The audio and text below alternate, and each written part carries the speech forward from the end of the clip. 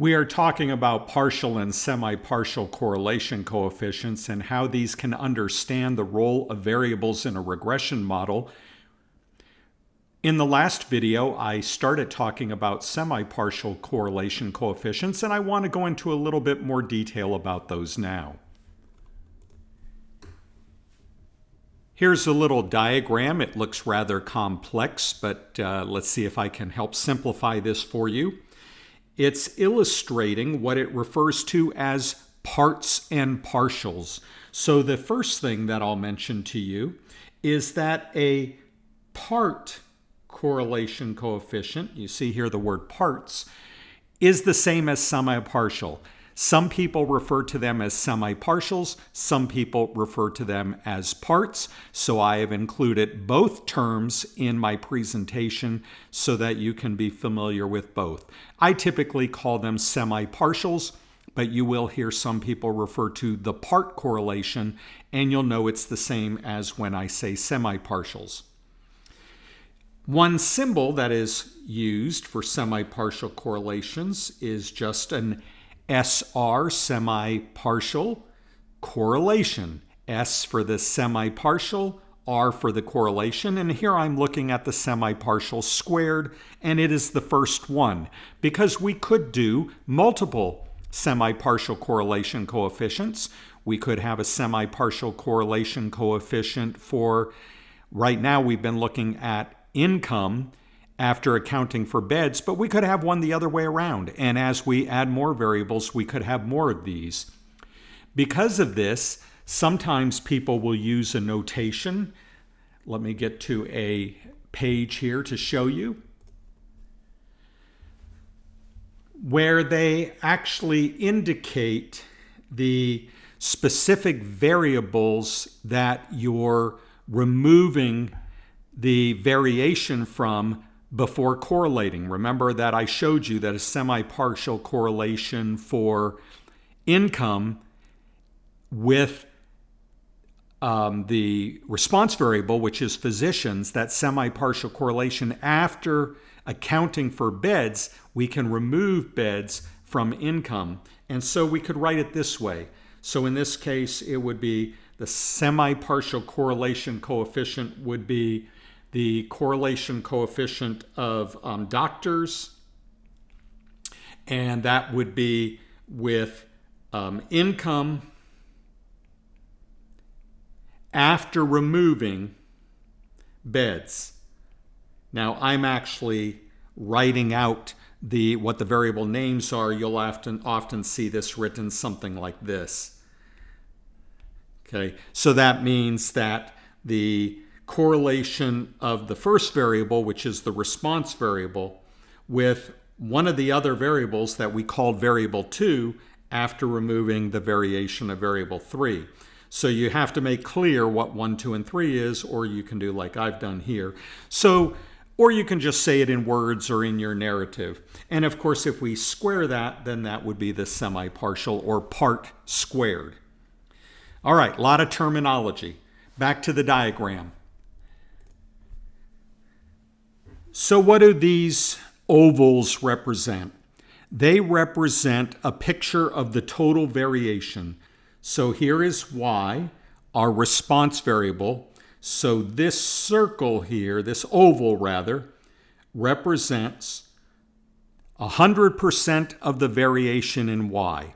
Okay, so think of this as a diagram of variation in Y, and that oval is 100% of that variation. Now, to calculate the semi-partial correlation squared, let's start first of all by looking at the denominator of this equation.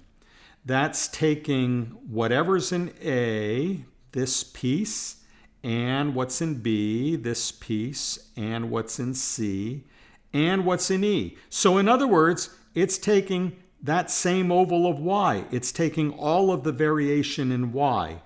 But the numerator, this piece, is looking at just, let me make this a little bit clearer by clearing out and starting again. This A piece is only the variation in x1 that overlaps with y after removing the variation of x2 from y. So this shaded area here has been removed, and so we're looking at what's left here. That's been removed from x1. I think I said y a moment ago. We're looking right now, it's what's been removed from x1. This shaded area has been removed from x1, and of course I didn't need to shade in that b because that's not overlapping. All of this is shared by x1, x2, and y. That's all shared by x1, x2, and y. So if we take this out of x1, what's left up here with A is that's what's uniquely shared with y. That is variation in x1 that is uniquely shared, not a part of x2, with y. And then that denominator, as I showed you, is all of the variation in y. So what is this doing? When we take the semipartial squared, we're seeing how much of the variation in y can be accounted for in x1 after we've already accounted for the variation that x2 accounts for. So it is this variation A over the total variation of y. And in the example I was showing you, you saw that that was an increase of 0.18. That means that 18% of the variation in y overlaps with x1 without overlapping with x2. It overlaps here with x1 without overlapping with x2. So A over the total amount is your semipartial squared. That's one way of looking at it. Let me show you another way of looking at it. Remember that I took the beds and I tried to predict income from beds when I calculated the semipartial correlation one way? Well, think of it like this. Here is our beds variable. Let's call that x2. Sorry, the other way around. I want this to be our I want this to be income. So that's income. Okay. And here's our beds. That was our first variable we put in. So in the first model. So I'm going to call that x1. We tried to predict income from beds. Now in this model, what are we not predicting? We're not predicting all the other variables that might affect income. We call that residual or error. So these are all the other variables here that are influencing x2 other than x1. And when we're all done with this, what do we do with it? Well, we have a response variable, number of physicians. That's y. So this is beds. This is physicians or doctors. Okay. And what are we correlating in order to get the semipartial correlation squared or the semipartial correlation? What are we correlating here? We're correlating these things. We're looking at the association of number of physicians with the residual, that is all the other things that lead to income other than beds.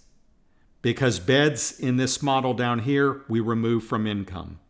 So it's everything else that accounts for income other than beds. So this is another way of looking at it. You're looking at income related to physicians that includes all the things that might affect income in a small city, except for number of hospital beds. And that's the semipartial. This would be the semipartial right here.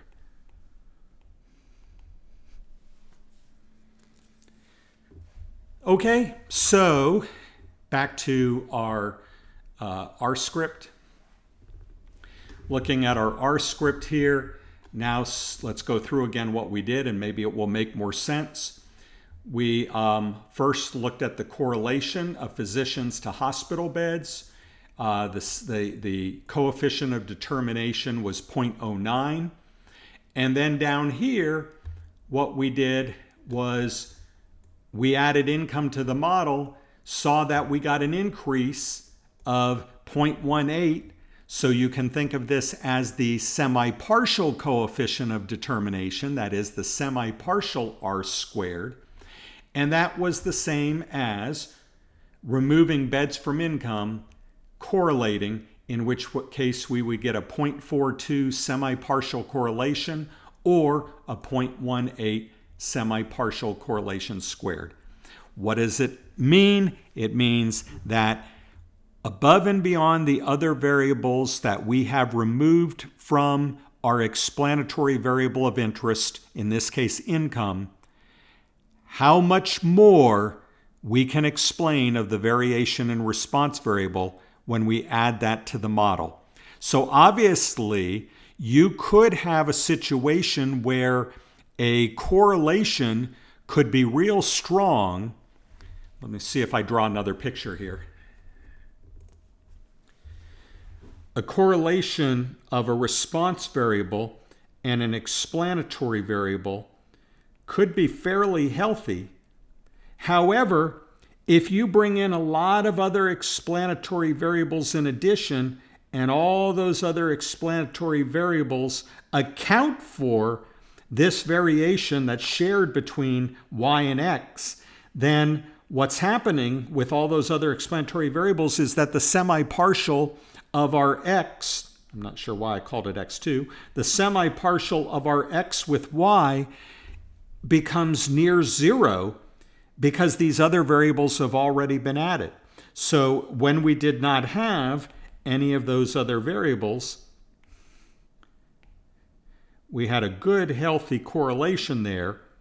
But if you're looking at this after adding in variables that account for all these different parts of this correlation, all these other variables are accounting for that, then the semipartial is small. So semipartial is about additional contribution to the model in explaining y from x. In the next video, we'll start talking about partial correlation coefficients and how they differ from semipartial correlation coefficients.